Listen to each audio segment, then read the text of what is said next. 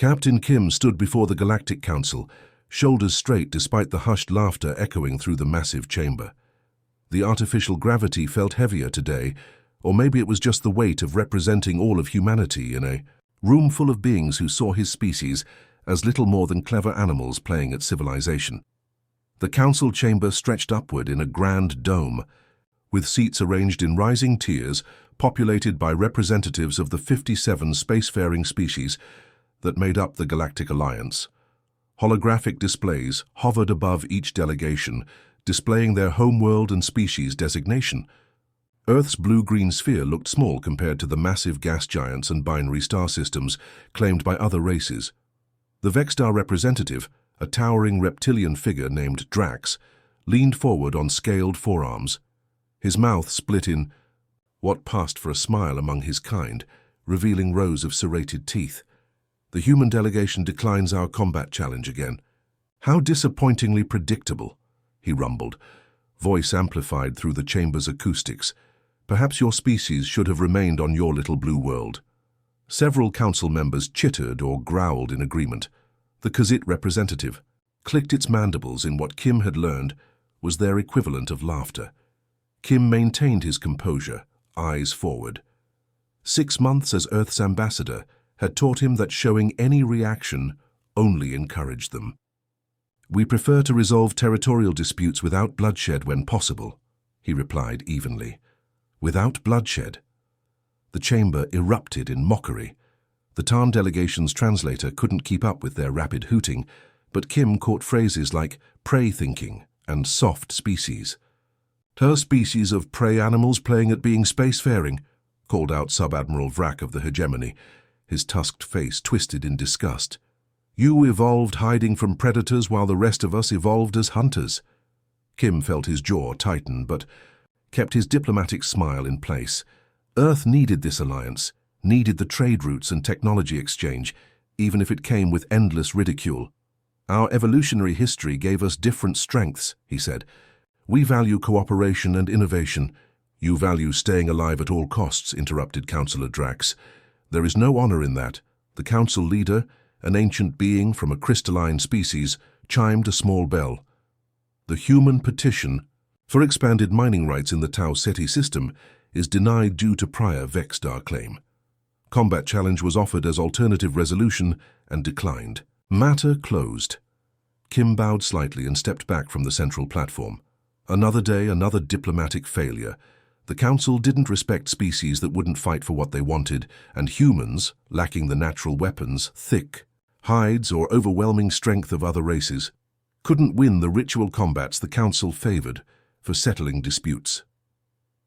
As Kim returned to the human embassy located in the lower levels of the station, Lieutenant Park approached with a tablet. In hand and troubled eyes. Sir, we've received data from our deep space monitoring network. Kim loosened his formal collar. Let me guess, another denied petition, more trade restrictions. No, sir. Park lowered her voice. Long-range sensors have detected something approaching from beyond the outer rim. Something big. Kim accepted the tablet, scrolling through the readings. The data showed energy signatures unlike anything in the Alliance database, massive objects moving in formation, decelerating as they approached charted space. How many? Over 300 massive vessels, sir, and they're not responding to any communication attempts on standard frequencies. Kim stared at the projection showing the object's trajectory. Have you informed the council? We tried. Park's expression hardened. They dismissed it as human overcaution.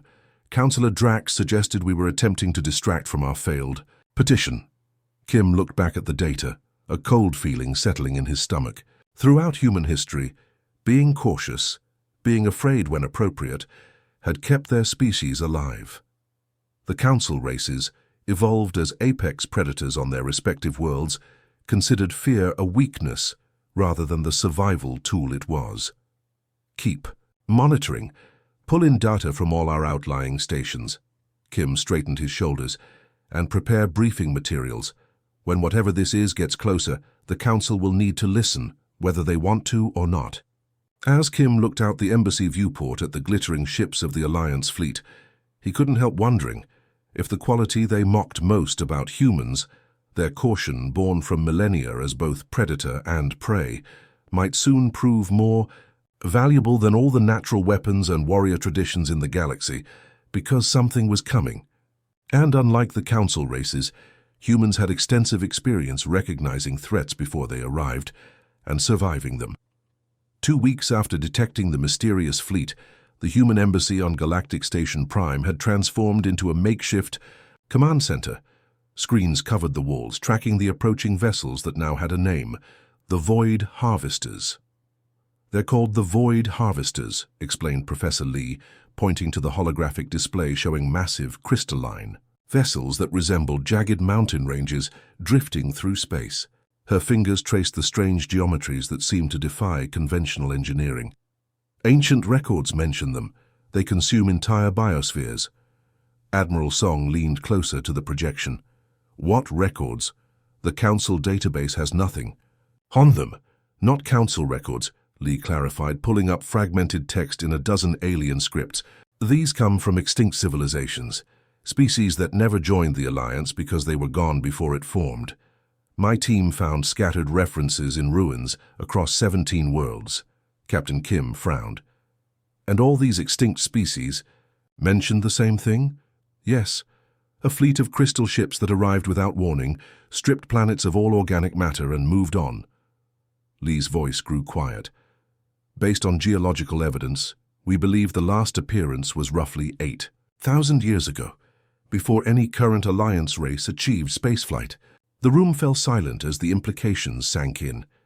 Lieutenant Park broke the tension by updating the main display. "The Harvesters have entered the Omega sector. They'll reach the outpost on Theta 9 within 3 days." Kim nodded grimly. "The Council. Meeting is in 1 hour. We need to convince them this is real." But the emergency council session went exactly as the human delegation feared. "Fairy tales and ghost stories," bellowed Councillor Drax, slamming his scaled fist on the table. "The humans waste our time with ancient myths, while real matters of state demand attention." Admiral Song stepped forward, her voice steady despite her frustration. "The evidence is clear. These ships match descriptions from multiple extinct civilizations. Their trajectory will bring them through populated systems." The Khajiit representative's mandibles clicked rapidly. "If these harvesters truly exist, the combined fleet will crush them. We are the dominant force in this quadrant." "We're suggesting caution," Kim insisted. "We need to study them before engaging."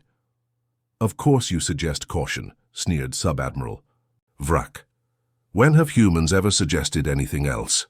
The debate raged for hours, ending with a predictable result. The Council voted to send the Galactic Armada to intercept the approaching fleet, dismissing human warnings as cowardly overcaution.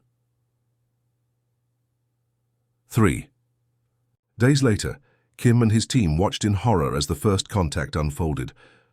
The massive view screen showed hundreds of Alliance warships approaching the Harvester fleet near Theta 9. The Harvesters were even more imposing up close, enormous crystalline structures that absorbed and reflected light in hypnotic patterns. Each was the size of a small moon, with jagged protrusions that seemed to shift and reconfigure slowly. "The Alliance fleet is hailing them," reported Park, monitoring the communications. On screen, a Harvester vessel emitted a pulse of energy. That washed over the nearest Alliance ships. For a moment nothing happened. Then the lead Vexstar dreadnought opened fire, followed immediately by the rest of the Alliance fleet. "What are they doing?" gasped Kim. "They didn't even wait for a response." That pulse must have been interpreted as aggressive, Song said, eyes fixed on the tactical display. Or maybe it affected their systems somehow. The human contingent, led by Admiral Song, attempted to warn them about the Harvester's defensive capabilities. "Wait, our analysis shows—" Song's transmission was cut short as the Galactic Armada surged forward, weapons blazing against the crystalline ships. For several minutes, it seemed the Alliance might prevail through sheer firepower. Energy weapons and missiles struck the Harvester vessels, creating brilliant explosions across their surfaces. Then the Harvesters responded. The crystal ships began to glow with blinding intensity. Tendrils of energy connected them, forming a lattice pattern across space. A wave of something, not quite energy, not quite matter, expanded outward. Every Alliance ship it touched simply stopped. Weapons went silent. Engines died, communications ceased. Then, one by one, they began to break apart. The battle lasted 17 minutes.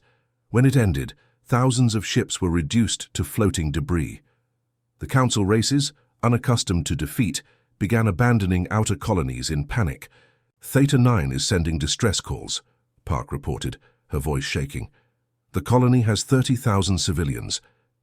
And the Alliance response? Asked Kim, already knowing the answer. The remaining fleet vessels are retreating to defend core worlds. They're leaving the outer colonies. Admiral Song's expression hardened. Get me a secure channel to Earth Command. If the Alliance won't defend those people, we will. As reports flooded in of Alliance races abandoning their outposts to protect their homeworlds, human ships across the galaxy began changing course, not away from the danger but toward it. The species mocked as cowards were moving to evacuate the very colonies their braver allies had abandoned.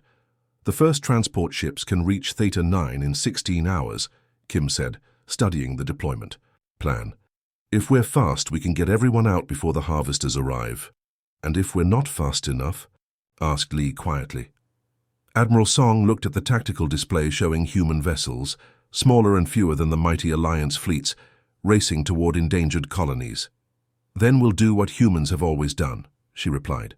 Stand our ground as long as possible to give others a chance to escape. The Emergency Council session convened amid chaos. Representatives shouted over each other. Delegation aides rushed between seats with urgent reports, and the central holographic display showed the rapidly advancing Harvester fleet. 2 days had passed since the Alliance's devastating defeat, and the once proud council chamber now hummed with something unfamiliar to most of its occupants. Fear. Order. I will have order. The council leader's amplified voice finally cut through the noise. As the chamber quieted, all eyes turned to the human delegation entering from the side entrance. Admiral Song walked steadily to the central platform, flanked by Captain Kim and Colonel Choi. The Admiral's uniform was wrinkled, her eyes rimmed, with exhaustion after 48 hours of coordinating evacuation efforts. Yet she stood straight, voice clear and unwavering. You mock us for our caution, Admiral Song addressed the council, her words cutting through the tense atmosphere. But humans understand fear because we evolved with it. A low murmur rippled through the chamber. Councillor Drax, his usual bombastic presence diminished, leaned forward. Is this the time for petty grievances, Admiral? The Alliance faces extinction. This isn't about grievances, Song replied. It's about survival, something humans have extensive experience with. Colonel Choi stepped forward, activating his datapad. The chamber's central hologram shifted to display Earth's evolutionary history. Early humans on the savannah, surrounded by predators faster and stronger than themselves. Throughout our history, humans faced predators that could outrun us, outfight us and outpower us, Choi explained.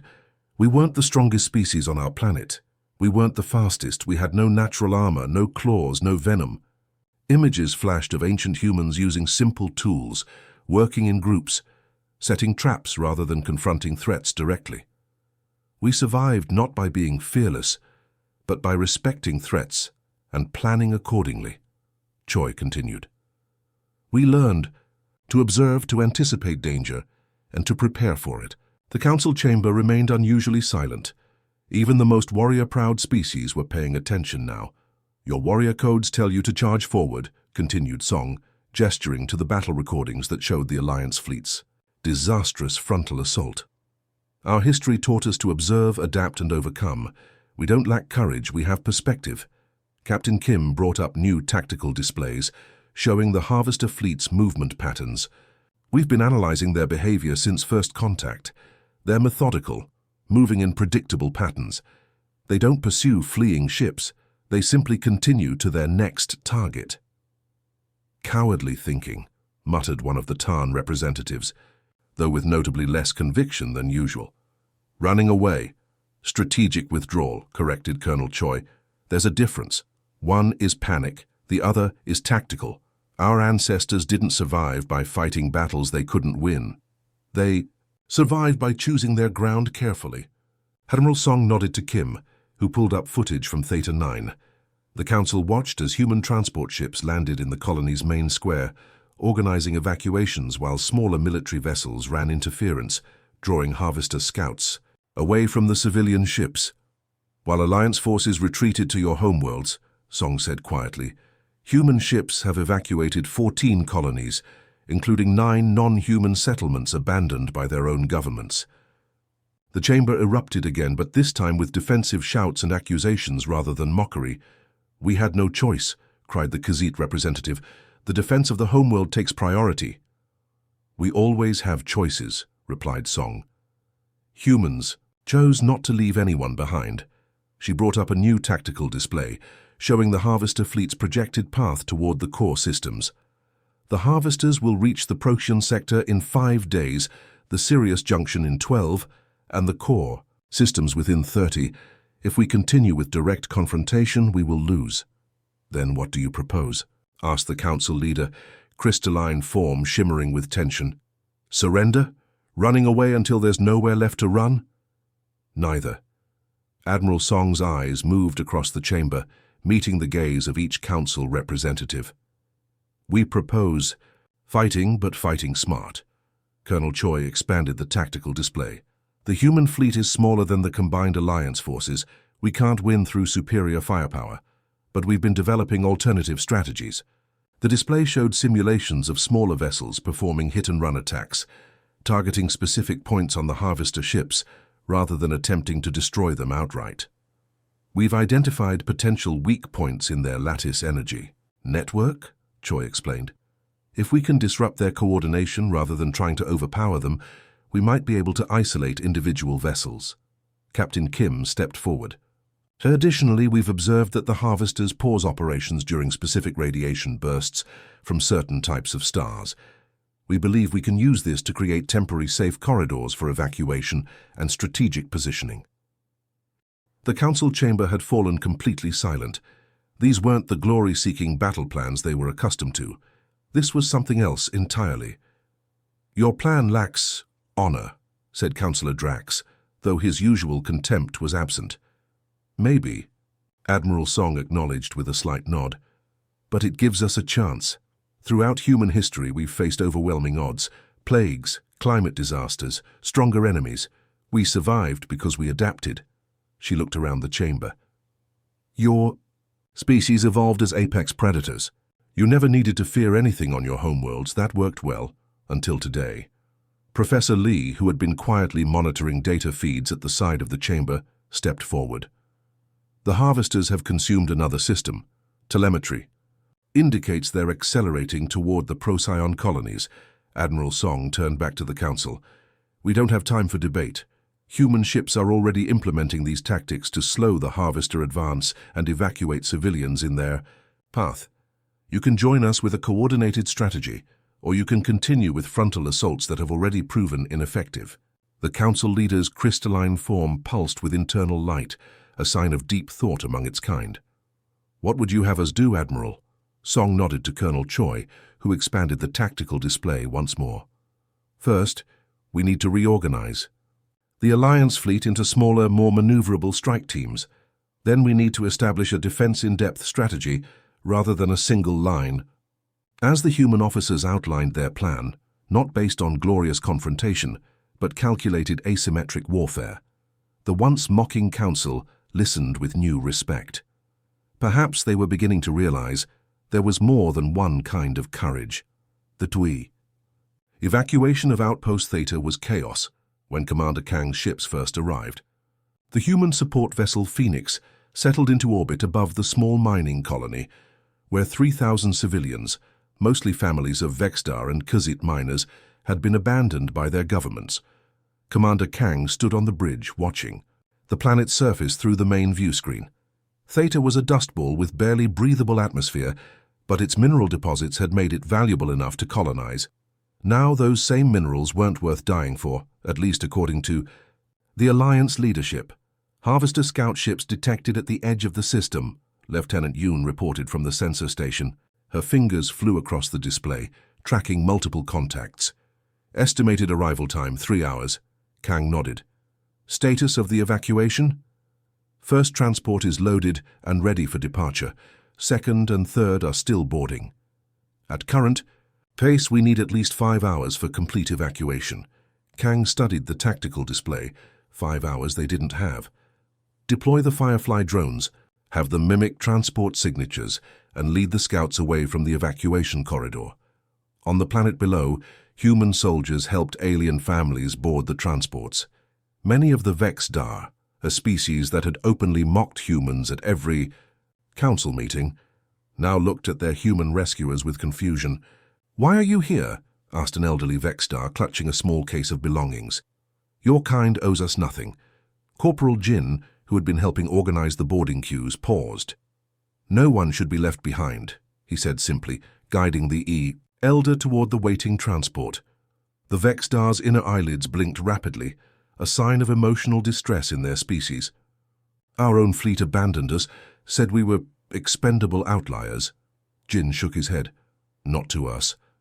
In orbit, the first transport cleared the atmosphere as the Harvester scouts changed course, heading toward the Firefly drones at the system's edge. Abai.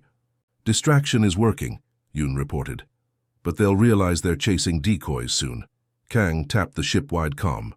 "All hands, prepare for harassment pattern Delta. We're buying time for the evacuation." The Phoenix and its 2 escort vessels broke orbit, heading toward the approaching Harvesters. Not to engage directly.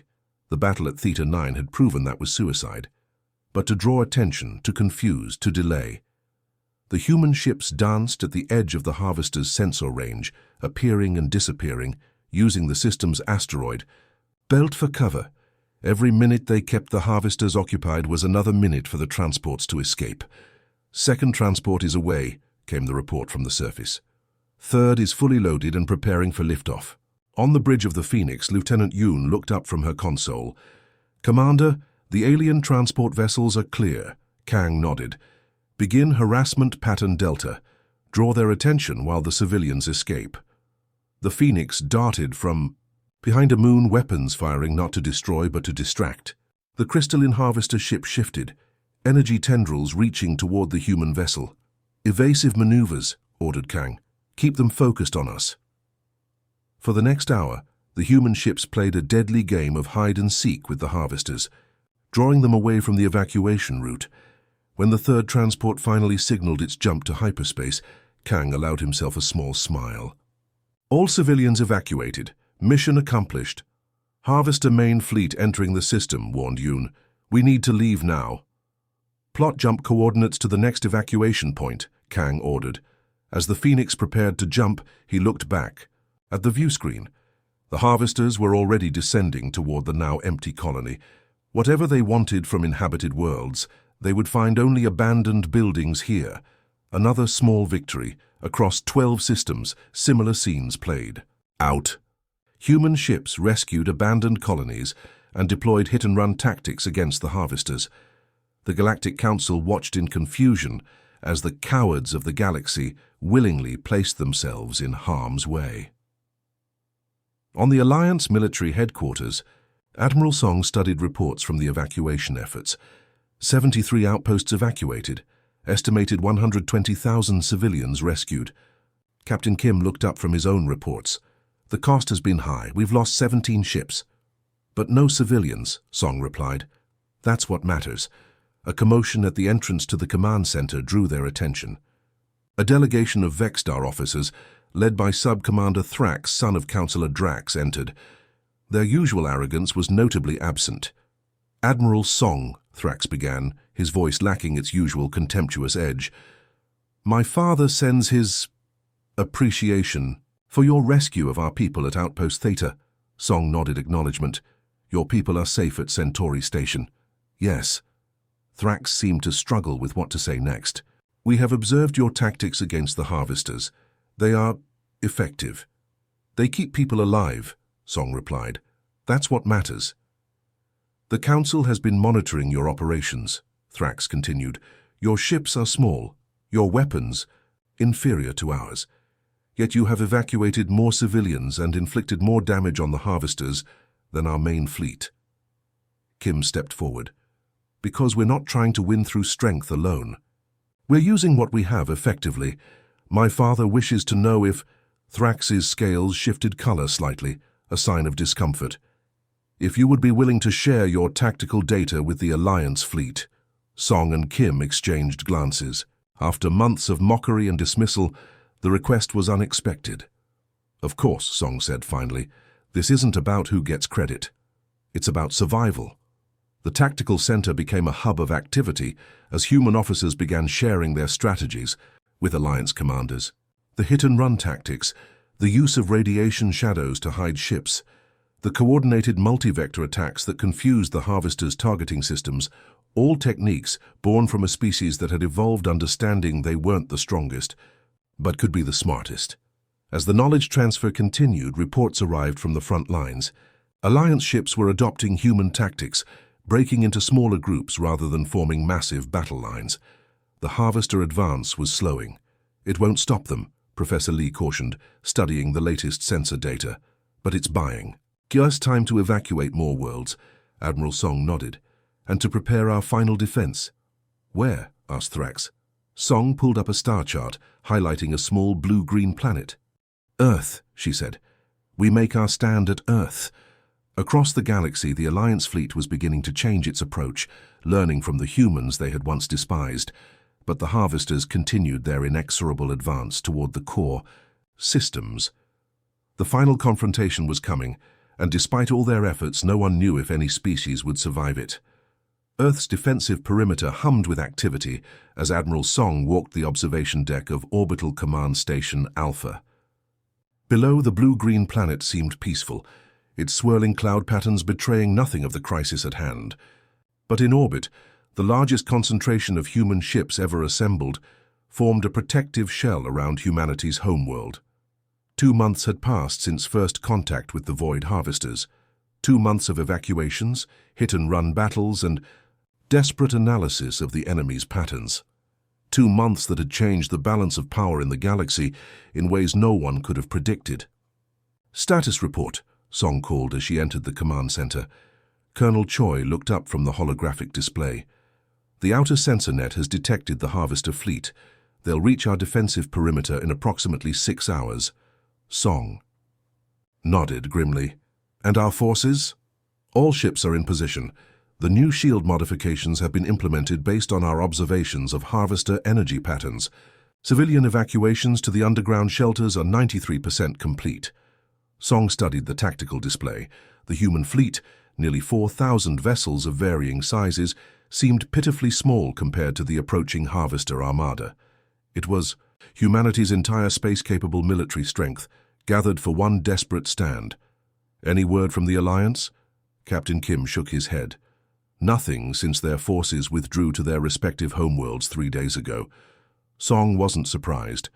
After the initial cooperation following the rescues at Theta and other outposts, the Alliance races had gradually retreated to defend their own territories as the Harvesters approached the core systems.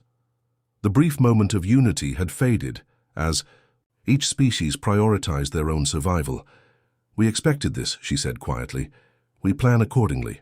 As the command staff finalized preparations, Professor Lee approached with a data tablet. Admiral, we've completed our analysis of the combined sensor data. I think we've identified a pattern in the Harvester coordination network. She handed over the tablet, which displayed complex energy wave patterns. The crystal ships don't operate independently. They're networked. When they form their energy lattice during attacks, there's a brief synchronization pulse that propagates through the entire fleet. If we could disrupt that pulse at precisely the right moment, we could break their coordination, Song finished, studying the data. Have you identified the source of the pulse? Lee pointed to highlighted energy signatures. We believe it originates from these 3 larger vessels here, what we're calling their command ships. They always position themselves in this triangular formation during major engagements. Song called the senior staff together. We may have found a weakness. Professor Lee, explain your findings. As Lee briefed the officers, tactical plans were adjusted. The defense of Earth would focus not on destroying as many Harvester ships as possible, but on targeting the command ships specifically, disrupting their coordination network. It's a long shot, Captain Kim said after reviewing the plan. We'll need to get ships close enough to deliver the electromagnetic pulse directly into their lattice formation. "And those ships won't survive the attempt," added Colonel Choi soberly. Song nodded. "I'll lead the strike team myself." "Admiral." Kim began to protest. "Decision made," Song cut him off. "Now, let's prepare the fleet." As the hours counted down, Song recorded a final message to be broadcast across all frequencies. When the moment came, she stood on the bridge of her flagship, the HSS Defiance, and gave the order. The message beamed out across human frequencies and Alliance channels alike. "This is Admiral Song of Earth Defense Force. The Harvester fleet will reach Earth in 30 minutes. We stand here not because we are fearless," Song broadcast, her voice calm and measured, "but because we know fear intimately and choose to act despite it." She paused, gathering words that she hoped would be remembered regardless of the outcome. "Throughout our history, humans have been called many things: weak, cautious, cowardly. We evolved not as the strongest species on our world, but as one that understood danger and respected it. We learned to fear appropriately and to use that fear to survive." On view screens across the galaxy, Alliance leaders watched the human admirals broadcast. True courage isn't the absence of fear, it's action in the face of fear. It's standing your ground when every instinct tells you to run, because something more important than your own survival is at stake. As Song spoke, the massive Harvester fleet appeared at the edge of the solar system, crystal ships glinting in the light of Earth's sun. "Today we stand for all life in this galaxy, not because we are fearless, but because we understand exactly what we have to lose." The human fleet moved into defensive formation as the Harvesters approached. Earth hung in the background, blue and vulnerable, and then something unexpected happened. A hyperspace window opened near Jupiter, then another and another. Ships began pouring in: Vex-Star dreadnoughts, Khajiit swarm carriers, vessels from every Alliance race, led by a massive flagship bearing the seal of the Galactic Council. "Admiral Song," came the rumbling voice of Councillor Drax himself over the comm channel. "The Alliance fleet requests permission to join Earth's defense." For a moment, Song was speechless. Then, "Permission granted, Councillor. Welcome to the fight." As the combined fleet formed up alongside the human vessels, Drax's flagship moved alongside the Defiance. "Perhaps," the Vex-Star rumbled, his image appearing on the main view screen, "there is more than one kind of courage." Song allowed herself a brief smile. "Indeed, let's show them all kinds today." The battle that followed would be recorded in the histories of every surviving species. The combined fleet, fighting with human tactical doctrine, managed to identify a vulnerability in the Harvester command structure. While the main Alliance forces engaged the bulk of the Harvester fleet, drawing their attention and fire, a small strike team led by Admiral Song's Defiance slipped through the chaos, targeting the command ships that Professor Lee had identified. "Approaching. Optimal position," reported Lieutenant Yoon, hands steady on the controls despite the energy beams slicing through space around them. "Electromagnetic pulse generators at full charge." Song looked around the bridge at her crew, humans who had volunteered for what was almost certainly a one-way mission. "It has been my honor," she said simply. The strike team deployed their weapons directly into the heart of the Harvester lattice network. The specialized electromagnetic pulses, designed to match the exact frequency of the Harvester's coordination signals, detonated in a cascade of disruption. For a moment, nothing happened. Then the Harvester fleet, the unstoppable force that had consumed countless worlds, froze in place. The energy lattice connecting them flickered and failed. Ships began to drift, their coordinated movements dissolving into chaos. The Alliance fleet pressed the advantage, concentrating fire on the now vulnerable command ships. One by one, the massive crystal vessels shattered, and when it was over, when the remaining Harvester ships had either been destroyed or fled into deep space, a stunned silence fell across the combined fleet. Admiral Song's strike team, against all odds, had survived, though the Defiance was severely damaged. In the aftermath of victory, the Galactic Council convened aboard their flagship in Earth orbit. Representatives of every Alliance species gathered to formally acknowledge what everyone now understood. The galaxy had been saved not by the strongest or the most aggressive species, but by the one they had dismissed as cowards. In a solemn ceremony, the Council leader announced a revision to the Alliance Charter. The Galactic Council formally redefined courage in their interstellar codes, acknowledging that sometimes the greatest bravery is knowing when to stand firm and when to stand together. As the ceremony concluded, Councillor Drax approached Admiral Song. "My people have always defined ourselves by our strength," he said, scales shifting to the deep blue of formal respect. "We never understood the value of perspective." Song nodded. "Fear taught humans to see danger clearly and to plan for it rather than simply charging ahead. A lesson we nearly learned too late," Drax acknowledged, "but one we will not forget." As Earth rotated slowly below them, representatives of 57 species stood together, watching the sunrise over the Pacific Ocean.